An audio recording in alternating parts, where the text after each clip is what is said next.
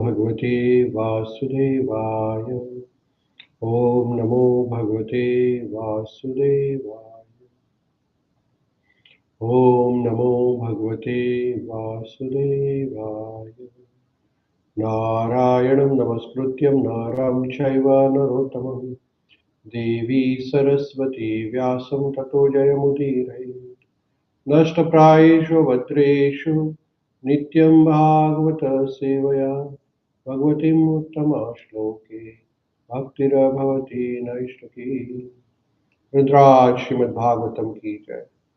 We're reading Śrīmad-Bhāgavatam, 3rd Canto, 24th chapter, titled as Renunciation by Kardama Muni, text number 40. Kardama Muni is about to take sannyas. Sannyas is the renunciation.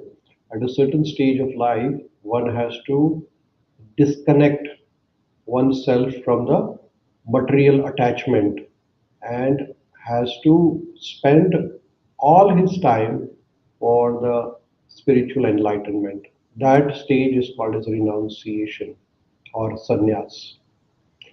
Before taking sannyas, Kardama Muni is talking to his family dynamics, and making sure everybody in the family is comfortable with the sannyas, him taking the sannyas. So Kardama Muni is speaking with Bhagavan Kapila, who is the son. Now Kapila Dev, he has been instructing and talking to his father Kardama Muni. And in the previous shloka, we learned that how Kapila Dev is trying to reassure his father that he has appeared, he is the incarnation of Supreme Personality of Godhead, and he has appeared to spread the message of bhakti or Sankhya Yoga. And Kardama Muni, while taking sannyas, while he is doing his spiritual realization, Kapila Dev says that Kardama Muni will be able to see Krishna within his heart. Māmatmanam swayam jyoti sarva-bhuta guhashayam atmani evatmana viksha vishoko abhayam ruchi. So Kapila Bhagavan is saying to Kardama Muni, in your heart, through your intellect, you will always see me, the supreme effulgent soul dwelling within the hearts of all living entities. Thus you will achieve the state of eternal life, free from lamentation and fear. So then further, Bhagavan Kapila is now saying to Kardama Muni, how Bhagavan Kapila says that he will look after his own mother. So he is helping his father. Now he is also saying that I will look after my mother, Devahūti. So he is saying, Matra ādhyātmikīṁ vidyām samānīnam sarva-karmaṇām vatirasye yaya chaso bhayam charitarishyati. Matre ādhyātmikīṁ vidyām. Matre is the mother. So he says that I will open up this knowledge, ādhyātmikīṁ vidyām, to my mother. Samanim means ending, sarva-karmaṇām. Yeah. So once he says that once you take sannyas, then I'm going to give this science of self-realization to my mother, Sankhya Yoga, and it will open the spiritual door, and she will also achieve the perfection, self-realization, and she will end all the reactions of fruitive activities. Thus, she will also achieve liberation, freedom from all the fear. So Kapila Bhagavan, Kapila Dev is assuring to his father that I will make sure that my mother is safe, protected, and she is fearless. Abhayam. She has no fear. She will, with this knowledge, she will get self-realization, and she will be free from all the material attachment, and she will lose her fear for anything. She will be well protected. So here, son is giving assurance to father that even though you are going to take sannyas, I will protect my mother. That's the family dynamics. This is how Varnashram system works. So Srila Prabhupada is explaining how this whole Varnasam system, very ideal example of Kardama Muni, Devahūti and Kapila Dev. Kapila Muni was anxious about his good wife Devahūti while leaving home. So the worthy son promised that not only would Kardama Muni be freed from material entanglement, but Devahūti would also be freed by receiving instruction from son. A very good example is set herein. You see that? So here we can see that there is an ideal family situation where a Varnashram system, where Kardama Muni, he looked after the well-being of his wife. So wife served the husband, Devahūti served the husband unconditionally, and husband makes sure that Devahūti's all desires are fulfilled. So Kardama Muni created opulent palace, thousands of maid servants, looked after all the physical needs of Devahūti. They had 9 daughters. He got married all the 9 daughters to great sages. Then he has a son, Kapila Dev, who is incarnation of Lord Vishnu. And Kardama Muni is also continuing his tapasya, service to Lord Vishnu, by meditating upon regularly, and his wife also cooperating him in this whole situation, right? So that's a Grihastha ashram.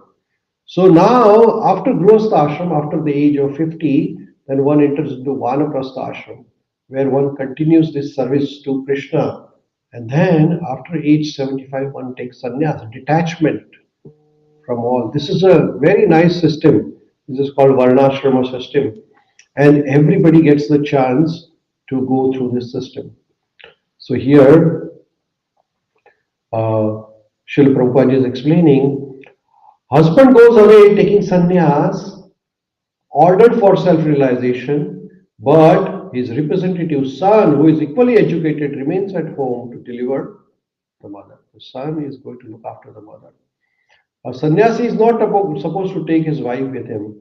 At a vanaprastha stage of retired life, or stage midway between a householder life and renounced life, one may keep his wife with him for assistance, but without sexual relationship. But in sannyas order life, one must keep his wife. One cannot keep his wife with him. So in the sannyas order, a man has to give up the complete association and go to the forest. In this way, Kardama Muni is making sure before he takes sannyas, he's making sure that his wife is completely protected and his wife is being looked after. Like Srila Prabhupada is explaining here in the purport further, that women always need protection. They have to be protected. Like in the childhood, a woman is protected by the father.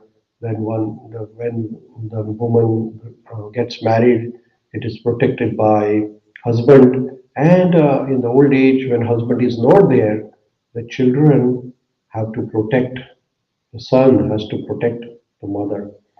So here we can learn that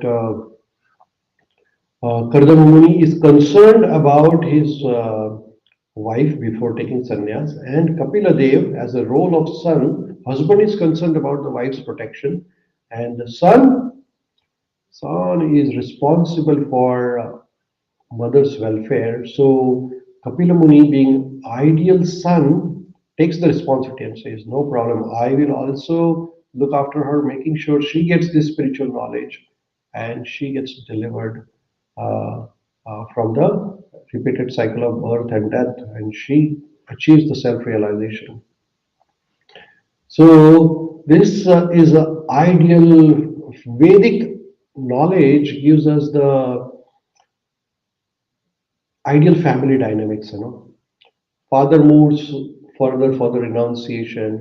Mother progresses to the spirituality under the care of the son, and this is the chain of a family helping us each other for spiritual upliftment, right? So, what do we learn from this whole episode of Kardama Muni, Bhagavan Kapila, and Devahūti? Kardama Muni is giving prioritization for the spiritual progress in the life. He doesn't want to stay all the life in the family situation. At certain age, uh, we have to detach oneself from the material attachments. So this emphasizes the importance of gaining self-realization through spiritual knowledge. Bhagavan Kapila has given us the Sankhya Yoga. With the Sankhya Yoga system, we can detach ourselves from the material attachment and end our material cycle of repeated birth and death and fear. And another is this verse highlights the taking the responsibility in the family relationship. Uh, Bhagavan Kapila, even though his incarnation is acting like ideal son, and he's saying that, oh, I will take the responsibility of my mother. You don't worry, father. So in the family, it is very important to take the responsibility of family members, like a son caring for a mother, ensuring that she gets the spiritual knowledge, making sure she gets the self-realization. In the modern society, family connections are almost lost or neglected. Society is very fast paced, right? So nobody has time for each other. But this thing is very important that children has to take care of their elderly family members, like Kapila Dev is taking care of his mother, not just materially, but emotionally and spiritually as well. So family members, when you give protection, like Kapila Dev, not only giving the physical protection, but only also making sure that she gets the spiritual knowledge and she also progresses in spiritual life. If you read another message we get is that Kapila Bhagavan is saying that once my mother understands this, then bhayam chati bhayam chati tarishyati. Chati tarishyati. Tarishyati means overcome. So once she understands the spiritual knowledge, then bhayam will go away. So if we have self-realization, then a lot of fears in our life, a lot of people have anxiety, depression, mental health issue. All these are because of fear, some sort of insecurity. People are very much depressed in the society. So if one gets this self-realization knowledge, then all the fear will disappear actually. So that is why we should read Bhagavad Gita and Bhagavatam very regularly. So all our fears, anxiety, depression, negativity will go away. And also, this verse highlights the responsibility um, that how we have to protect women of the society. Women are very much respected in the Vedic culture, and husband make sure that wife is comfortable, father makes sure that daughter is comfortable, or son makes sure that the mother is comfortable. So this is a very important part of the whole society, which was very deeply rooted in the Vedic culture.